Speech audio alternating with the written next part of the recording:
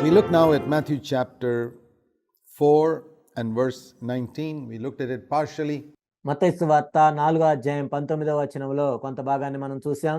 in our last study, where Jesus turned to Simon, Peter, and Andrew and told them, "Follow me." మన గత అధ్యయనంలో చూసాము, యేసుక్రీస్తు ప్రభువారు సీమోను పేతురును మరియు అంద్రేయను చూసి నన్ను వెంబడించుడి అని చెప్పారు. And I will make you fishers of men. నేను మిమ్మల్ని మనుష్యులను పట్టు జాలరులుగా చేస్తాను. We looked at what that command, "Follow me," implies in our last study. మన గత అధ్యయనంలో మనం చూసాం, నా వెంబడి రండి అంటే అందులో ఏమేమి ఇమిడి ఉన్నాయో మనం చూసాం. We want to look at the rest of that verse now, what Jesus taught. ఆ వాక్య భాగం అంతటి గురించి ఇప్పుడు మనం చూద్దాం. యేసుక్రీస్తు ప్రభువారు దాని గురించి ఏం బోధించారో.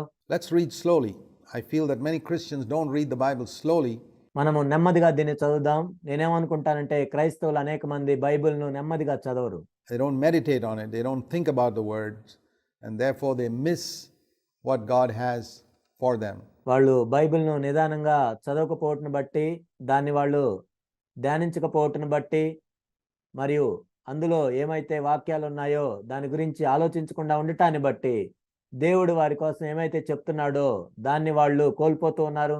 Much more important than your going through the Bible 50 times in a year is the Bible going through you once a year.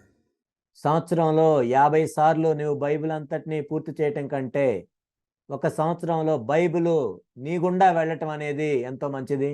I don't want to get into the Guinness Book of Records as to how many times I've read through the Bible. నేను Bible అంతటిని ఎన్నిసార్లు చదివాను అని ఏదో Guinness book రికార్డులు ఎక్కటానికి కాదు, or how many verses in the Bible I have memorized. లేక బైబిల్లో ఉన్న ఎన్ని వచనాలు నేను కంఠస్థం చేశాను అన్నది కాదు. I'm not in competition with anybody on those issues. ఆ విషయంలో నేను ఎవరితో కూడా పోటీ పడటం లేదు. It's good to read through the Bible many times. It's good to memorize huge portions of scripture. బైబిల్ను అనేక సార్లు పూర్తి చేయటం మంచిది. దేవుని యొక్క వాక్యముల్లో పెద్ద పెద్ద వాక్య భాగాలను కంఠస్థం చేయటం కూడా మంచిది. If you can apply them in your life, claim those promises, obey those commands, otherwise it's worthless. అవి నీ జీవితాల్లో అన్వయించుకున్నట్లయితే, ఆ వాగ్దానాలను స్వతంత్రించుకున్నట్లయితే, ఆ ఆజ్ఞలకు విధేయత చూపించినట్లయితే అది ఎంతో మంచిది. లేనట్లయితే అది ఎంతో నిరుపయోగం. It's head knowledge which can only puff you up. అది కేవలం తలకు సంబంధించిన బాహ్య జ్ఞానంగా ఉండి అది నిన్ను కేవలం ఉప్పొంగ చేస్తుంది. But much more important is to let the Bible go through you. కానీ ఎంతో ప్రాముఖ్యమైన విషయం ఏంటంటే బైబిల్ నీ గుండా నీవు వెళ్ళనివ్వటం.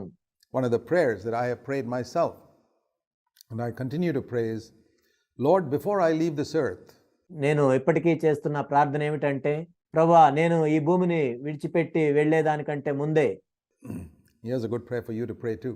ఇది మీరు కూడా చేయటానికి మంచి ప్రార్థనగా ఉంది.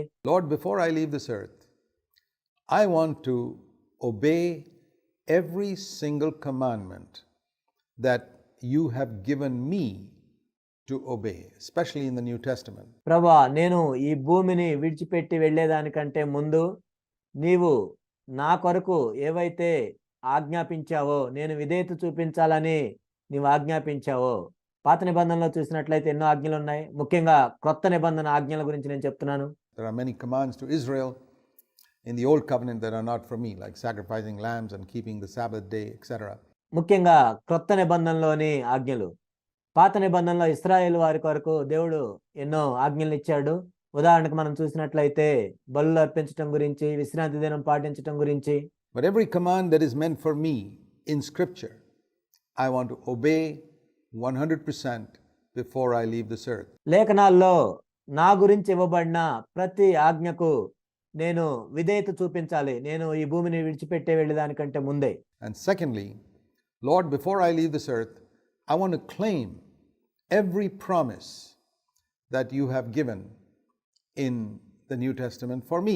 ప్రభువా నేను ఈ భూమిని విడిచిపెట్టే వెళ్ళేదానికంటే ముందే నా కొరకు లేఖనాల్లో మీరు ఏదైతే వాగ్దానాలు ఇచ్చారో ప్రతి వాగ్దానాన్ని నేను స్వతంత్రించుకోవాలి.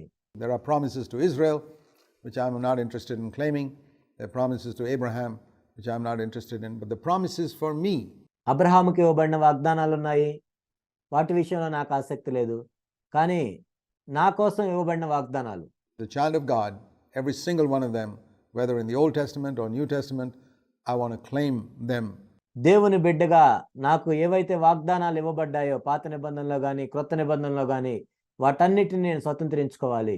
to before I leave this earth. Isn't that a good prayer to pray? ఈ భూమిని నేను విడిచిపెట్టి వెళ్ళేదానికంటే ముందే ఇది మంచి ప్రార్థన కాదా మనం ప్రార్థన చేయటానికి? Why should I leave this earth ignoring certain sections of scripture, కొన్ని లేఖన భాగాలను నేను నిర్లక్ష్యం చేసి ఎందుకు నేను కోల్పోవాలి? ignoring certain commandments, కొన్ని ఆజ్ఞలను నేను ఎందుకు నిర్లక్ష్యంగా విడిచిపెట్టాలి? ignoring certain promises? I want to claim all of them before I reach heaven. కొన్ని వాగ్దానాలను నేను ఎందుకు నిర్లక్ష్యం చేయాలి? నేను పరలోకానికి చేరుకునే ముందే వీటన్నిటిని నేను స్వతంత్రించుకోవాలి. So that I can stand before my Lord not having despised a single commandment or promise of His. ఆ విధంగా నేను నా ప్రభు ఎదుట నిలబడ్డప్పుడు ఆయన ఇచ్చిన ఒక్క ఆజ్ఞను కానీ ఒక్క వాగ్దానాన్ని కానీ తృణీకరించకుండా నేను నిలబడొచ్చు. How do you think you will feel when you stand before the Lord and you discover that you neglected a lot of His commandments? నీవు ప్రభు ఎదుట నిలబడి ఆయన ఇచ్చిన ఆజ్ఞలు అనేకమైనవి నీవు నిర్లక్ష్యం చేసావని నీవు గుర్తెరిగితే నువ్వు ఎలా భావిస్తావు? Maybe the small ones. బహుశా అవి చిన్నవై ఉండొచ్చు. And neglected to claim some of His promises, which made your life unnecessarily miserable on earth. లేక ఆయన ఇచ్చిన వాగ్దానాల్లో కొన్నిటిని నిర్లక్ష్యం చేయటం ద్వారా ఈ భూమి మీద నీ జీవితాన్ని నువ్వెంతో దౌర్భాగ్యంగా మార్చుకున్నావు. I think I'd feel terrible if I stood before the Lord like that. I don't want to. ఆ విధంగా తెలుసుకొని నేను ప్రభు ఎదుట నిలబడ్డప్పుడు నేను ఎంతో సిగ్గుపడతాను, కానీ నేను అలా ఉండదలుచుకోవట్లేదు. So that's why we want to read carefully a simple statement like this: I will make you fishers of men. కాబట్టి ఆయన యొక్క వాక్యాన్ని మనం ఎంతో నిదానంగా చదవాలి. ఇలాంటి చిన్నదైనా సరే నేను మిమ్మల్ని మనుషులను పట్టు జాలరులుగా చేస్తాను.